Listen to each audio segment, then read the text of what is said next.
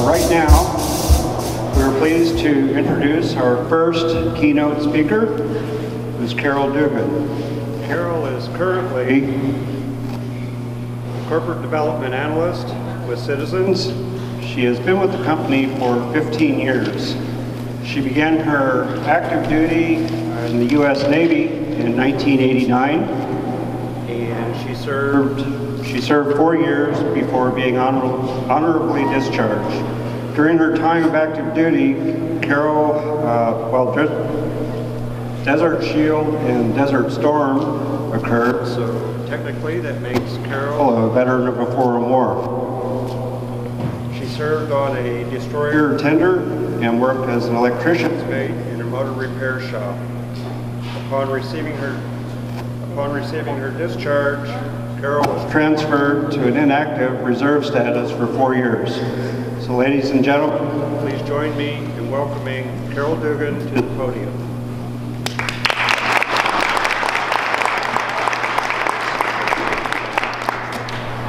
Thank you, Mark. We're having mic problems, so I hope you all will be able to hear what I have to say. And I want to just start out by saying thanks to all of you guys for showing up and for all of the helpers and everybody who comes out every year to support us for this, and we appreciate it a lot. We may not have an opportunity to thank you as often as we should, but we do appreciate everything you guys do to do this for us. So, when Jennifer asked me to talk, I had some parameters of things that I couldn't say, so I can't stand up here and make fun of anybody. I'm not supposed to call any of the other service members nicknames that we have for each other affectionately. So I'm not sure how much I'm going to have to say because of those restrictions, but no, I'm really kidding. I'm really kidding. Jennifer was really sweet about it when she asked. And she gave me a chance to say no too, so that was good. So I have a few props and things that I brought to kind of talk along, and I wanted to share with all of you. So I know the microphone's been kind of funny, and I'll try not to make too much racket in the microphone while I'm talking and getting out my things. So I'm going to get started here. When I was growing up in Indiana, I spent the first half of my childhood on a farm, and the second half in a mobile home park. I never thought of our family as being poor, but we were so far on the wrong side of the tracks that we never even knew when the trains passed. We had money for all of the essentials, and I was never worried about going hungry or being homeless or anything serious like that. But when my guidance counselor in high school naively started talking to me about where I would be attending college, I replied that I knew that my family didn't have the money to send me to college, so that was a conversation we didn't need to continue to have, and we just moved on from there. So I graduated high school, and about a year later, I still had no viable career options, and I'm from a very small town in northern Indiana, and it's not very interesting there, and there wasn't really a lot of opportunity there for me.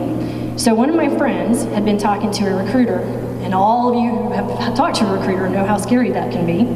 One of my friends talked to a recruiter, and she convinced me to do the same thing, so I went to talk to the recruiter, and the rest is history, and I ended up in the military in May of 1989, as Mark said, and I went to boot camp in Orlando.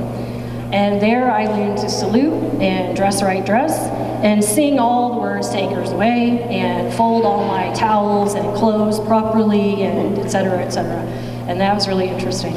And believe it or not, I still fold my towels like we did in boot camp, and I just can't tell you why, but I do. And I have evidence of this alleged service. Here's a no laughing allowed, especially if you come see it up close. Here's a picture of my boot camp company. We were K087. This was all of the ladies that I was in my boot camp with. And after surviving boot camp, my next level of training started with A School in Chicago. And this is A School, capital A, not A School. I don't know why it's capital A. I can't really explain that to you. It's a military thing, I guess. So I went to A School in Chicago to become an electrician's mate. Yes, what Mark said was true, you heard that right. Electricity. Not a good combination with me, but we did it anyway. Pretty much all I remember about Chicago for the whole 10 months that I was there was it was the strangest weather I had ever experienced, because it was different even from where I lived in northern Indiana, so it was kind of crazy. And I think selectively I forgot everything else that I was supposed to learn in the school. When I left Chicago, I got to go to the sunny beach of San Diego, which was perfectly fine with me after being in Chicago for 10 long months. The home port of my ship was exciting and almost always sunny. My job on the ship was working in the electrical motor rewind and repair shop. Since I was often distracted by the beach and had forgotten much of my A-school training, my EM1 was determined to make that part of my brain work again. His favorite way of doing this was to see whether or not I would fall for letting him electrocute me. And I had let him do that a couple of times because I was not really paying attention. So, he succeeded in doing that a few times. But ship life is not always easy, and we did what we had to for entertainment, and that always entertained him very much. He used to really laugh. When we weren't playing tricks on each other, we played cards, watched movies, and passed the time listening to more seasoned sailors tell us tales of places they had been and things they had done and seen. And don't ever let yourself be fooled. Sailors are still among some of the best tellers of tall tales and fish stories, bar none. So here is a thanks to the corporate affairs group. This is quite a lot larger than I had anticipated. This is a, thank you, Mark. This is a photo of the ship that I was stationed on when I was in San Diego. She was certainly not flashy or fast. An average of 1,500 sailors called her home. While she may not have been very attractive, she offered some excellent benefits to other sailors in the fleet, including onboard repair, medical services, supplies, and the ever-important mail call. If you've ever had an APO or an FPO, you know exactly what I mean. Yes, this was before the days of cell phones, internet, and fancy things like FaceTime, Skype, and all those good things that we have now. And yes, I do know that makes me sound ridiculously old, but it was the truth. We looked forward to getting paper mail all the time. You heard me. All right. Since her days in the Pacific Fleet, she has been decommissioned, and then a few years ago, the government decided to use her as target practice. So she's now been sunk to the bottom of the ocean somewhere. And I have to tell you, that news made me just a little sad after having spent a good 3 years of my life living on that vessel. One of the events that happened when I was on my ship was that our captain made sure that we crossed the equator during our trips abroad.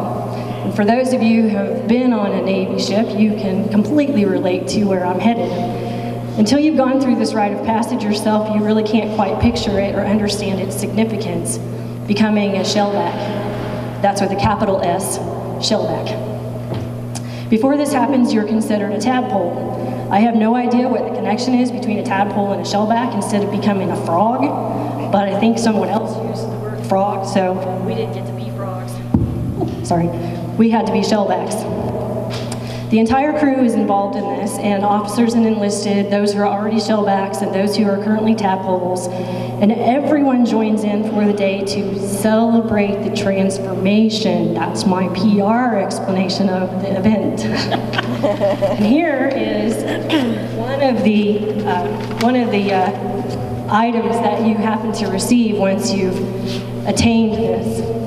Thank you. Once you've attained this notoriety of becoming a shellback. You get this certificate, and it's signed by Davy Jones and Neptune Rex, and it seems quite silly, but it's very serious at the time. During Liberty Call and the various ports that I got to go to, I learned that the world is really amazing.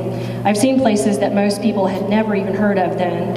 Abu Dhabi, Dubai, which was not so cool when I was there, Bahrain, Singapore, Hong Kong, Mazatlan, Phuket, and of course, you can't call yourself a sailor if you haven't experienced too much bullfrog and PI, or tequila and TJ. I was an inexperienced kid from Indiana, thousands of miles from home, but I learned that people in all of those places were more or less the same as I was. One of my aunts months sent me this as a gift. This is an authentic Navy Barbie. For those of you who are in the back, you might not be able to see. I think this is amusing because I think this is what my family thought my day was like. I got to dress up in this cute outfit and have my hair done and have my face done and all this fun stuff. And for those of you who've been there, you know this isn't really how it looks. So, Navy Barbie. Instead, if I can find my picture here, it's kind of small. I didn't ask to have this one blown up because it was a little bit scary. This is how we really dressed. We had on our dungarees for the regular daytime work if you weren't standing watch or anything special. And this particular picture shows my shirt where the haze gray paint that never washes out is on my shirt from all of the fun field days that we had. So in real life, our time on the ship was consumed with general quarters drills, standing watch, learning to shoot a variety of ammunitions, and the never-ending field days. Women weren't allowed to be on battleships when I served. We had to remain miles away from any active battle areas. Being trained to fire the ship's 50 caliber machine guns was relatively pointless, but I got to do it anyway. Thankfully, the only targets we fired on were 55-gallon barrels floated off the aft deck of the ship, and it was pretty fun. I am 100% sure I never managed to kill one of those barrels, though. So, it's really tough. I've been called a swabby, a snipe, a salty dog, a squid, and probably some other words that don't start with S. I helped liberate Kuwait. I saw the hole in the hull of the USS Princeton, and I climbed a rope ladder up the side of that ship while we were floating in the middle of the ocean because that was the only way we had to get back on board. Currently, I support AMVETS and the American Legion, and I had the honor of being present to welcome home World War II veterans from Honor Flight, which I highly, highly recommend that any of you ever have the opportunity to do. Please go. It is an amazing and moving event. It's so incredible. We veterans have all learned the hard way what civilians freely tell us all the time. Freedom truly is not free. Often it's the first thing that Americans seem to take for granted. Somewhere today, right now, there are military personnel doing whatever they do to make sure our country continues to be free, while their families go on with birthdays, holidays, graduations, anniversaries, weddings, funerals, life without them. And we all know exactly how they feel. People are often surprised when they learn that I'm a military veteran. One question they often ask is, would you do it all over again? Through it all, the good and the bad, you come in a shell bag.